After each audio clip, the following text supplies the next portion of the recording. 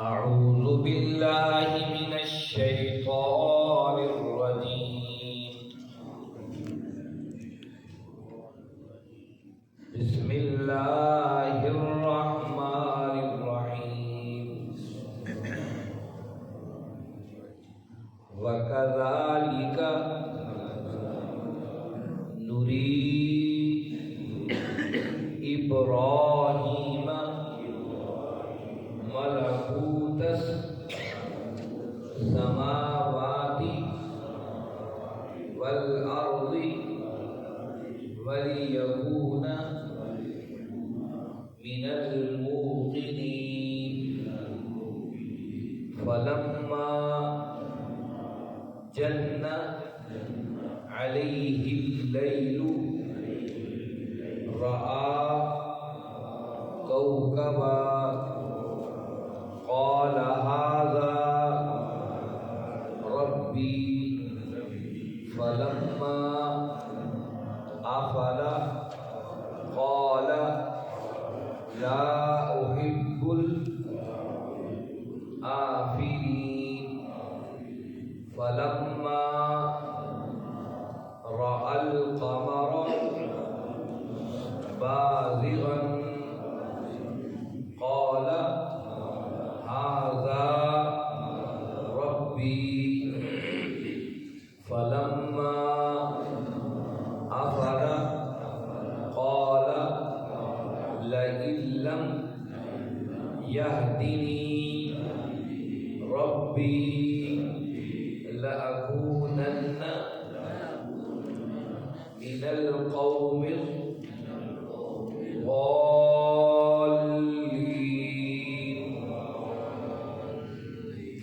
فلما رأى الشمس بازغة قال هذا ربي هذا أكبر. فلما أفلت قال يا قوم إني بريء مما تشركون. إني وجهت وجهي للذي فطر السماوات والأرض حنيفا وما أنا من المشركين. وحاجه قومه قال أتحاجوني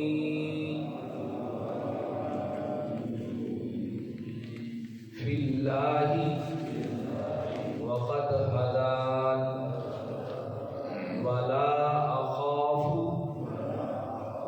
ما تشركون به إلا أن يشاء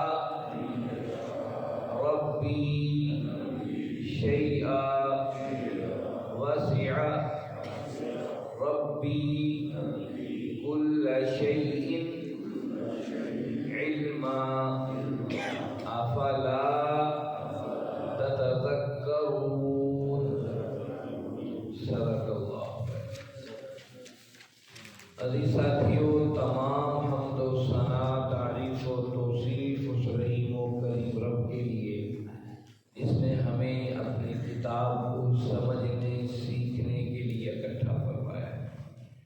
اس کے بعد لاکھوں کروڑوں درود و سلام اس نبی مہربان پر جنہوں نے اللہ رب العزت سے حق کو پا کر ہم تک حق پہنچانے کا حق ادا کیا. عزیز ساتھیوں، سورۃ الانعام کی ہم نے 75 آیات پڑھی. گزشتہ آیات بینات میں اللہ رب العزت نے توحید کے دلائل دیے. پورے سورۃ الانعام کے اندر اللہ نے توحید کے دلائل دی. کفار مکہ یہ کہہ رہے تھے کہ ہمارے اوپر یہ معجزہ، یہ چیز نظر آ جائے، نازل ہو جائے۔ کبھی کہتے ہیں کہ آپ دیکھیں سیڑھیاں چڑھ کر آپ آسمان پہ جا رہے ہیں، وہاں سے کتاب لے کر آ رہے ہیں۔ کبھی وہ کہتے ہیں کہ ہم دیکھنا چاہتے ہیں کوئی فرشتہ آپ کے ساتھ ہوتا، یا کبھی کہتے ہیں کہ آپ کے پاس دولت کے انبار ہوتے۔ تو اللہ رب العزت نے فرمایا کہ تم اپنے ارد گرد اللہ کے نظام کو دیکھو اور چیزوں کو دیکھ کر اللہ کو پہچانو، کسی معجزے کی ضرورت ہی نہیں۔ خود تمہیں کائنات کے اندر بکھری ہوئی چیزیں بتا دے گی کہ ہمارے وجود دینے والا ایک اللہ ہے۔ سارے تذکرے کرنے کے بعد ابراہیم علیہ الصلوۃ والتسلیم کا تذکرہ گزشتہ آیت میں ہم نے پڑھ لیا تھا۔ کیوں ابراہیم علیہ السلام کے تذکرے کا آغاز یہاں پر آ کر قرآن مجید نے کیوں کیا، اللہ رب العزت نے کیوں کیا؟ اس کی سب سے بڑی وجہ یہ تھی، جو مکہ کے اندر جو لوگ آباد تھے یہ اپنے آپ کو ابراہیمی کہا کرتے تھے، اور سب لوگ یہ جانتے اور مانتے تھے کہ رب کے گھر کی تعمیر ابراہیم علیہ الصلوۃ والتسلیم نے کی تھی۔ اس لیے پورے عالم کے اندر عزت و وقار کی جو وجہ اہل قریش کے لیے تھی یا اہل مکہ کے لیے تھی، وہ رب کا گھر تھا، اور وہ جانتے تھے کہ رب کے گھر کو ابراہیم علیہ السلام نے ہی تعمیر کیا ہے، اور اس لیے اپنی نسبت اپنے آپ کو ابراہیمی کہتے تھے۔ اللہ رب العزت نے سارے دلائل سورہ انعام میں دینے کے بعد ابراہیم علیہ السلام کے تذکرے کا آغاز کیا اور بتایا اب تم خود فیصلہ کر لو کہ تم ابراہیمی ہو یا محمد کریم صلی اللہ علیہ وسلم کے جو رفقاء ہیں وہ ابراہیمی۔ ابراہیم علیہ الصلوۃ والتسلیم کی دعوت کیا تھی، ان کا پیغام کیا تھا، اس لیے یہاں پر بتایا گزشتہ آیت میں وَإِذْ قَالَ إِبْرَاهِيمُ لِأَبِيهِ آزَرَ کہ ابراہیم علیہ السلام نے اپنی گفتگو کا آغاز، اپنی دعوت کا آغاز گھر سے کیا۔ ٹھیک اسی طریقے سے اہل مکہ، اگر تمہیں یاد ہو کہ مکہ کی سرزمین پر پہلی دعوت اللہ کے نبی صلی اللہ علیہ وسلم نے اپنے گھرانوں کو ہی دی تھی۔ جب قرآن نے کہا وَأَنذِرْ عَشِيرَتَكَ کہ اپنے خاندان کو ڈرائی اور دعوت دیجیے، آپ نے پہلی دعوت جو ابو طالب کے گھر میں کی، وہ تمام خاندان کو بلایا تھا۔ پہلی دعوت میں ابو لہب نے ویسے اٹھ کے چلا گیا تھا، پھر دوبارہ دعوت کی تو بتایا کہ پہلا پیغام اس محمد کریم صلی اللہ علیہ وسلم نے اپنے گھر سے آغاز کیا تھا، اور ابراہیم علیہ السلام نے بھی دعوت کا پہلا مرکز اپنے گھر کو بنایا تھا، اور سب سے پہلی بات اپنے باپ آزر سے کہی تھی کیا کرتے ہو، ان بتوں کو کیوں تم نے اپنا الہ اور معبود بنا لیا ہے، اور میں دیکھتا ہوں تم اور آپ کی پوری قوم جو ہے وہ گمراہی کا شکار ہے۔ یہاں تک آیت نمبر 74 تھا، آیت نمبر 75 سے سبق کا آغاز کرتے ہیں۔ فرمایا اعوذ باللہ من الشیطان الرجیم وَكَذَلِكَ اور اسی طریقے سے نوریا ہم نے دکھایا ابراہیم علیہ السلام کو ملکوت السماوات والارض زمین اور آسمانوں کی بادشاہت وَلِيَكُونَ مِنَ الْمُوقِنِينَ تاکہ وہ یقین کرنے والوں میں سے ہو جائے۔ اب پہلے دعوت کا دے کر لوگوں کو متوجہ کر لیا قرآن نے، اب بتایا کہ ابراہیم علیہ السلام کو ہم نے زمین و آسمان کی بادشاہت دکھائی۔ ہر نبی کو معراج کرایا گیا ہے، ہر نبی کو مشاہدات کروائے گئے ہیں۔ مشاہدات کیوں کروائے جاتے ہیں کہ جس نبی نے اس منصب پر کھڑا ہونا ہے وہ جب خود ان تمام چیزوں کو دیکھ لے گا تو اپنی بات کو مضبوطی کے ساتھ لوگوں کے سامنے ادا کر سکے۔ اس لیے 3 مراحل لکھے ہیں قرآن نے بتائے۔ ایک علم الیقین ہے، ایک علم الیقین ہے کہ یقین کے بارے میں ایک ہے جاننا ہے۔ یہ کیا ہے؟ جس طریقے سے ہم دیکھتے ہیں کسی جگہ سے دھواں اٹھ رہا ہو تو بندہ دور سے دیکھتا ہے کہ ہاں یہ دھواں جو اٹھ رہا ہے یقیناً یہاں پر آگ جل رہی ہے۔ یہ علم الیقین ہے۔ اس کے علم نے بتایا ہے کہ جہاں آگ اٹھتی ہے تو وہاں دھواں اٹھتا ہے۔ وہاں پر انسان جاتا ہے، دیکھتا ہے آگ جل رہی ہے، اب اس کو عین الیقین ہو گیا ہے، آنکھوں سے اس نے دیکھ لیا واقعی جو میں نے علم سے جانا تھا، اب آنکھوں سے دیکھ لیا ہے کہ واقعی یہ آگ جل رہی ہے۔ پھر اگر اس میں انگلی ڈال کر دیکھتا ہے آگ کیا ہے تو اس کی انگلی جل جاتی ہے، حق الیقین ہے، اب اسے یقین ہو گیا واقعی اس آگ تو وہی ہے جو جلا دینے والا ہے۔ یہ تین مراحل ہیں، ان مراحلوں سے اللہ اپنے انبیاء کو گزارتا ہے تاکہ جب اس منصب دعوت پر کھڑے ہوں تو پورے یقین کے ساتھ ایک بات کو کہہ سکیں۔ اس کی عام مثال سمجھ لیجیے، عام مثال ہمارے معاشرے میں ڈاکٹر ہے، آپ ڈاکٹر کے پاس جب اپنے پیٹ درد یا سر درد یا کسی بیماری کو لے کے جاتے ہو، ڈاکٹر نے اس سے پہلے آپ کی پوری باڈی کو پڑھا ہوا ہے، سر سے لے کر پاؤں تک کے سارے جسم کے اعضاء کے بارے میں پڑھ چکا ہے، وہ جانتا ہے، اس میں تجربات کر چکا ہے۔ آپ اپنے سر کو لے کے گئے ہو، دوسرا فرد اپنے پیٹ کے درد کو لے کر گیا ہے، تیسرا فرد اپنے کسی اور مسئلے کو لے کر گیا ہے، ڈاکٹر نے پوری باڈی کو پڑھا ہوا ہے، یقین کے ساتھ تجربے کیے ہوئے ہیں، اب فوراً آپ کی دوا کو ریکمینڈ کر دیتا ہے، بتا دیتا ہے یہ دوا آپ کے لیے جو ہے وہ قابل قبول ہے، اور آپ اس سے پوچھتے نہیں ہو میاں آپ کی ڈگریاں کیا ہیں، آپ اس ڈاکٹر کے اس نام کو، اس سے فائدہ اٹھانے والے لوگوں کو دیکھتے ہی آپ سمجھ جاتے ہیں جو دوا میرے لیے تجویز کی ہے یہ بالکل اثر پذیر ہے۔ آپ میڈیکل اسٹور پر جا کر دوائی لیتے اور کھا لیتے اور آپ اس سکون ہو جاتے ہیں۔ نبی کی دعوت اس سے بڑھ کر ہے کہ نبی کی دعوت کو قبول کرنے والوں کی زندگیوں کو دیکھنے کے بعد انسان یقین کر جاتا ہے کہ راہ حق اور سچ کا راستہ ہے، اور پھر انسان اس راہ حق پر نہ چلے تو پھر اس شخص کو کیا کہیں گے جو ڈاکٹر سے دوائی لے کر تو آئے لیکن لا کر ڈسٹ بن میں پھینک دے اور کہے کہ مجھے شفا نہیں ہو رہی ہے، اس سے بڑا شخص بدبخت کیا ہو سکتا ہے۔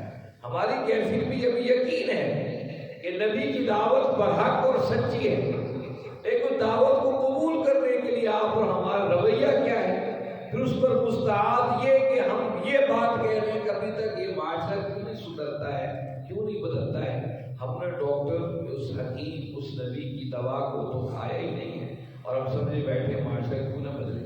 وَكَذَلِكَ نُرِيَ إِبْرَاهِيمَ مَلَكُوتَ، اللہ نے فرمایا اسی طریقے سے اپنے ابراہیم کو اپنے زمین و آسمان کی بادشاہت کو دکھایا، وَلِيَكُونَ مِنَ الْمُوقِنِينَ، تاکہ اسے یقین محکم ہو جائے۔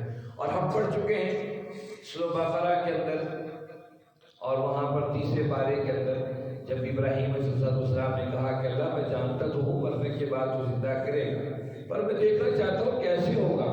اللہ نے فرمایا کہ آپ پرندوں کو لے لیجیے اور اس کو آپ اپنے ساتھ مانوس کر لیجیے، پھر کو ذبح کر کے کو ٹکڑوں میں تقسیم کر دیجیے، مختلف پہاڑوں پر رکھ دیجیے، پھر ان کو آواز دیجیے، آپ کو پتہ چل جائے گا۔ اسی طریقے سے اور بہت سے مشاہدات تھے، وَلِيَكُونَ مِنَ الْمُوقِنِينَ، تاکہ اس میرے نبی نے اس منصب پر کھڑے ہونا ہے، پوری یقین کی دولت سے کھڑا۔ فَلَمَّا جَنَّ عَلَيْهِ اللَّيْلُ رَأَىٰ كَوْكَبًا، پس جب رات چھا گئی، رَأَىٰ كَوْكَبًا، انہوں نے دیکھا ستارے کو، قال کہا ھذا ربی، یہ میرا رب ہے۔ فلما، پس جب آفلا غروب ہو گیا، قال کہا لا احب الآفلین، میں غروب ہونے والوں کو پسند نہیں کرتا۔ اب دیکھا ابراہیم علیہ السلام، رات ہو گئی، ستارے کو دیکھا، ستارہ بڑا چمک دمک رہا ہے۔ اب جب ستارہ غائب ہو گیا، دن اجالا ہو گیا، تو کہیں میں رب نہیں ہو سکتا۔ اب یہاں یہ بات سوچنے کی ہے، کیا ابراہیم علیہ السلام نے ستارے کو دیکھا نہیں تھا پہلے سے؟ روز ہی عمل ہوتا ہے، ستارے کو آپ اور ہم دیکھتے ہیں اور پھر صبح وہ غائب ہو جاتے ہیں۔ وہ کوئی خاص ستارہ تھا جو ایک دم غائب ہو گیا تو ابراہیم نے کہا یہ میرا رب نہیں ہے۔ دیکھیے انسان کے ادراک کے پہلو ہوتے ہیں، ایک ٹرننگ پوائنٹ انسان کی زندگی میں ہوتا ہے جہاں سے انسان موڑ لیتا ہے۔ آپ صبح اور شام، دن اور رات کو نکلتے ہوئے روز دیکھتے ہو، لیکن جب انسان غور و فکر کرنا شروع کر دیتا ہے تو پھر سورج کے آنے اور جانے کی تقسیم کو دیکھ کر حیران رہتا ہے۔ نیوٹن نے بھی دیکھا تھا کہ سیب کے درخت کے نیچے بیٹھا ہوا کہ سیب درخت سے گر کر زمین پہ کیوں آ گرا ہے، اور کشش ثقل کا اس نے ایک بڑا نظریہ قوم کو دیا اور اس سے پھر آگے بہت سی چیزیں بنی کیا پہلے سے نیوٹن نے دیکھا نہیں ہوگا سیب گرتے ہیں؟ یا پہلی دفعہ سیب کا درخت دیکھا تھا اس نے سیب کے گرتے کو دیکھا تھا؟ بس انسان کی زندگی میں ٹرننگ پوائنٹ ہوتا ہے جب وہ غور و فکر کرنا شروع کرتا ہے. دن و رات اور چاند و سورج ستارے تو ابراہیم علیہ السلام و تسلیم کے سامنے موجود تھے، لیکن جب آپ نے کائنات میں غور و فکر شروع کیا، اور غور و فکر شروع کیوں کیا؟ جس بستی میں جس ریاست میں آپ رہتے تھے اس ریاست کا نام ار تھا.